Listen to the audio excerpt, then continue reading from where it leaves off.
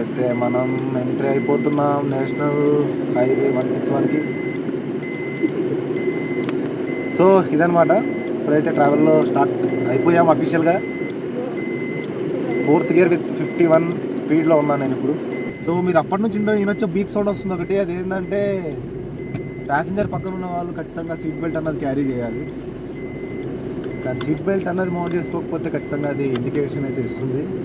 So highway అయితే చూసారు కదా ఎంత బాగుందో.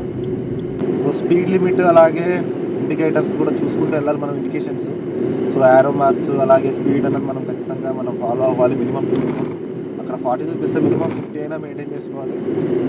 రోడ్ బాగుంది కదా అని చెప్పేసి టచ్ చేయకూడదు అనమాట.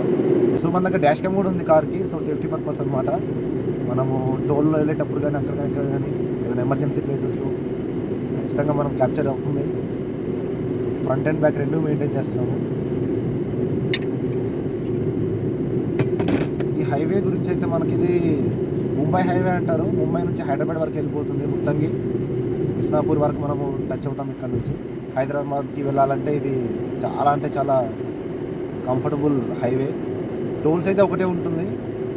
తాడేపల్లి టోల్ ప్లాజా ఒకటే వస్తుంది అనమాట, 120 రూపీస్. కానీ రోడ్ మాత్రం చాలా చాలా ఎక్సలెంట్ ఉంటుంది. సో హైదరాబాద్ వెళ్ళాలనుకునే వాళ్ళు మన మహారాష్ట్ర నుంచి ఈ హైవేని కన్సిడర్ చేయొచ్చు. మధ్యలో మనకు కింగ్స్ నైన్ అని ఒక రెస్ట్ ఏరియా ఉంటుంది. సో అక్కడ టిఫిన్స్ కానీ రెస్టారెంట్ కానీ టీ కానీ చాలా బాగుంటుంది.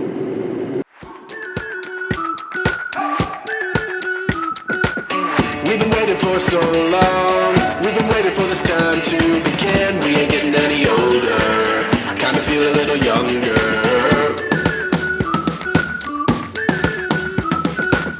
Run away and embrace the day. The sun is out, won't go away. Feel the cloud. Run away and embrace the day. The sun is out.